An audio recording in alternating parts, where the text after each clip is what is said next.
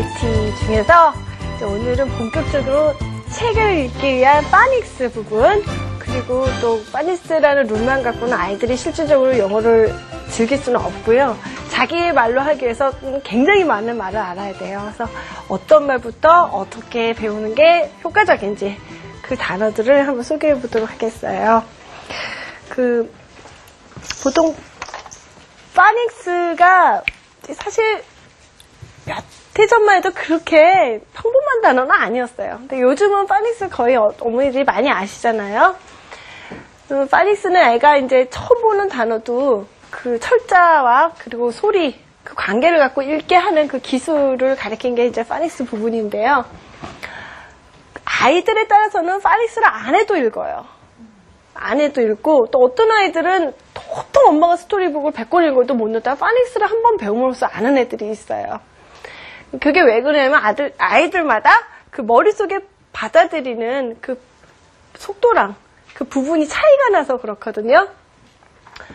어떠냐면 보통 아이들의 경우에는 이제 파닉스라는 어떤 수학적인 공식이 빨리 먹히는 아이들. 또 하나는 그거보다는 많이 봐서 자기가 이렇게 봐온 단어들이 많아서 그걸로 하는 아이들이 있어요. 통단어.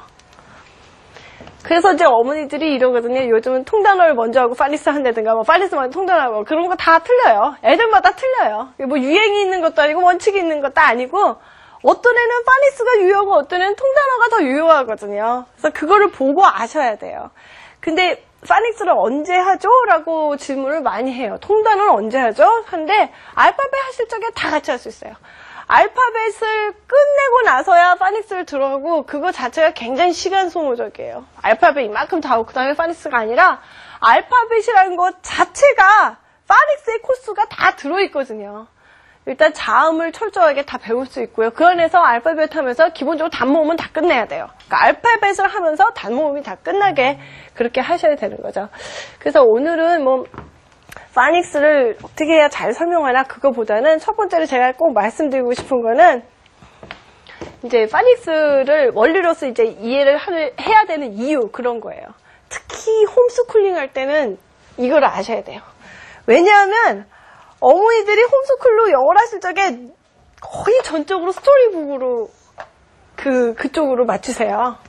그러니까 어떻게 하는지 잘 모르시니까 책을 매일 읽어주는 거예요.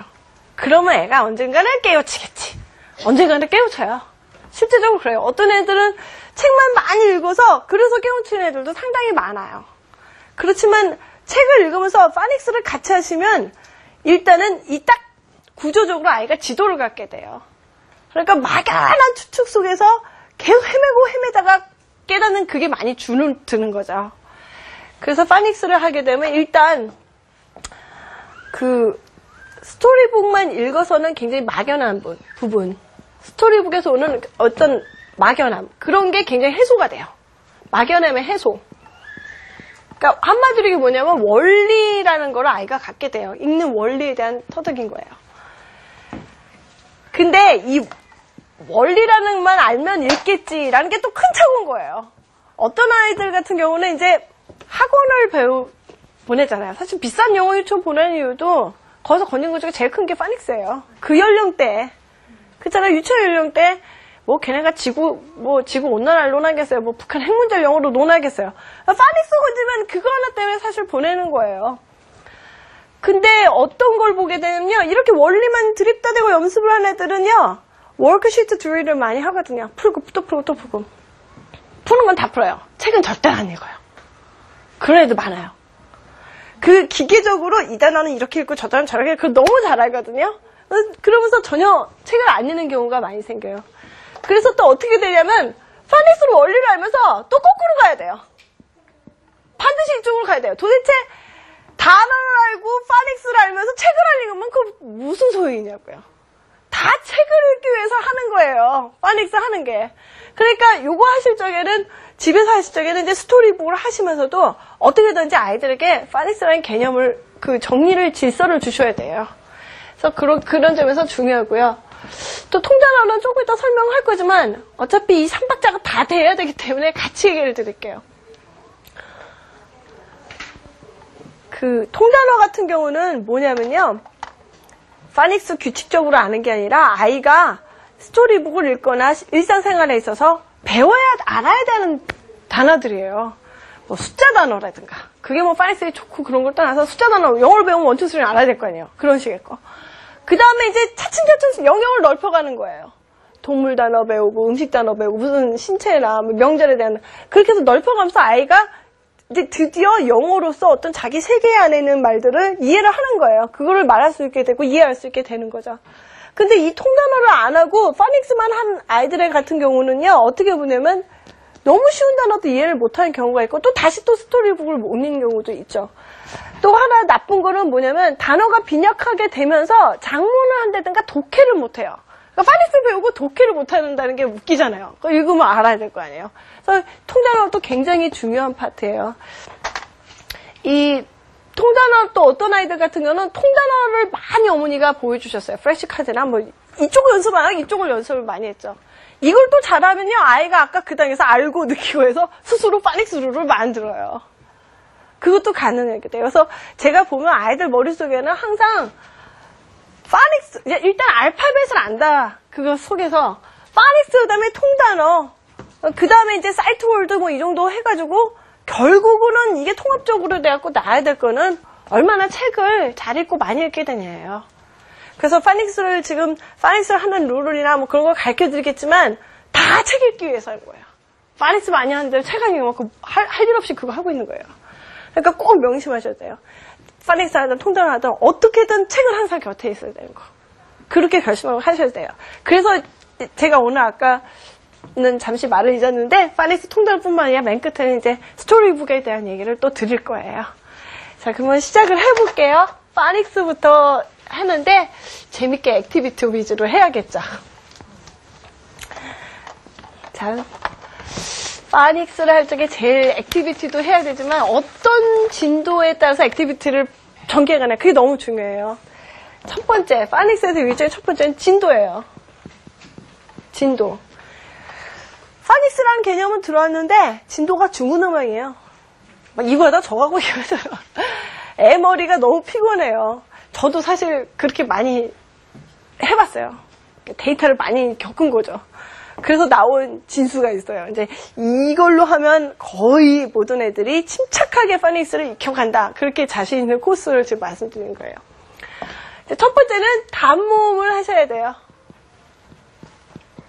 단모음 못 읽는 애들한테 장모음 가르치시면요, 그 마음만 급했죠. 뭐 5분 빨리 하다 뭐 얼마 오래 걸린다 그런 식으로 한 단계 높이려다 1년씩 못 읽는 애들 돼요. 그러니까 파닉스를 하실 때는 이 진도가 꼬박꼬박 차근차근 모르는 것이 넘어가면 안 돼요. 그러니까 영어 유치원을 다니면서도 못 읽는 애들 있잖아요. 그거는 애 탓이 아니에요. 애가 멍청해서 그렇게 절대 아니에요. 얘는 진짜 어떤 게 궁금해요. 얘는 예를 들어서 얘는 AI를 못 읽는다 쳐보세요. 얘는 이거 못 읽는 거예요. A까지는 읽겠는데 이거 못 읽는다 하고 얘는 이게 또 궁금한 거야. 그 상태에서 막 나가요, 진도가. 막 나가면 얘는 계속 이 고민을 하는 거예요. 그래서 차라리 걔가 그때는 어떻게 생각해? 얘는 신중하기 때문에 아직까지 못 읽는다고 생각해야 될 경우를 많이 봐요. 그래서 그거는 애가 모르는 상태를 모르고 지나가고 계속 진도 나가는 그 가르친 게 잘못됐죠. 애가 파닉스 못 배울 머리는 없어요. 파닉스 못 배울 머리는 없어요. 그래서 중요한 거는 진도를 맞게 정말 탁탁 하나를 깨우치고 그 다음 거 가는 게 너무 중요해요. 단모음은 뭐죠? A, E, I, O, U예요. 이걸 알게 돼요. 단모음이라는 개념을 알아야 돼요. 이게 모음인 걸 알아야 돼요. 모음을 제가 잠깐 설명을 해볼게요. 이거 자체도 설명 자체가 유의예요. 이거 자체가 노래인 거예요. 저는 이렇게 말해줘요. 알파벳에 왕족이 있어. 왕족이 뭐냐면 왕자님, 공주님 그런 거야. 그러니까 남들보다 더 멋있고 잘난 척을 하는 사람들이 있잖니.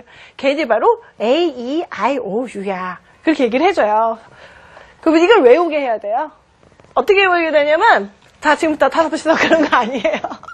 그런 거 아니고 자, A 왕자, E 공주 이렇게 해주잖아요. 그 다음에 이렇게 싹 가려요. 그 다음에 What's missing? 그래요. 그럼 애들이 E 그러잖아요. 자, 그러면 또 이렇게 딱 가리고 Where is he? 그래요. 그럼 애들이 유익하잖아요. 이렇게 해갖고 계속 해가는 거예요. 애들 너무 재밌어요. 나중에 다 지워도 다 말해요.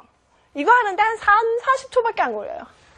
한 3, 40초 놀이로 애들이 모음과 자음의 구별이 확실해져요. 모음을 이제 알고 얘네들을 하나씩 얘네들에 대해서 알아가는 거예요. 그것도 물론 자 파리스한테 하면서 애들이 왜 AEI를 하는지 모르면요 애들 참 막연해요. 그 속에서 무조건 하라고 그러면 어떡해요. 그래서 먼저 모음을 알려주고 하는 거예요. 원래는 파닉스를 가리키는 기교 중에 참 중요한 게 아이들한테 정말 얘네들 얘네가 이렇게 만나야 되는 그 끈끈한 애정에 대해서 얘기를 해줘야 돼요. 그걸 타실간나게 얘기를 해줘야 돼요. 근데 오늘은 그렇게 하기엔 시간이 좀 걸리는 점도 있고, 제가 패턴으로 하는 걸 알려드릴게요. A를 가리킬 때 한눈으로 알 수 있는 방법. 이게 또 시간 전략적이기도 하죠. 그걸 드렸죠. 뭘 드렸냐면, 이것은 모자예요. 이걸 드렸어요. 제가 단모음 A를 가리키는 방법이에요. 뭐 A에 대한 단어들은 이제 애를 읽는 방법을 가리키는 건데 사실상 요거는 알파벳을 할 때 A 하도 했기 때문에 A인 줄 알아요. A인 줄 아는데 이때 이런 요소만 굉장히 순발력이 생기고 설명 없이 아이들이 알게 된다는 거 그게 좋은 거죠? 같이 해보세요. 자, 이걸 꺼내세요. 이거는 모자고 이건 깃털이에요. 우주선이 아니에요. 비행접시가 아니에요. 자, 보세요. 이거 이렇게 꽂아져 있으면, 자, 이걸 깃털을 밑에서부터 쓸까요? 여기다가,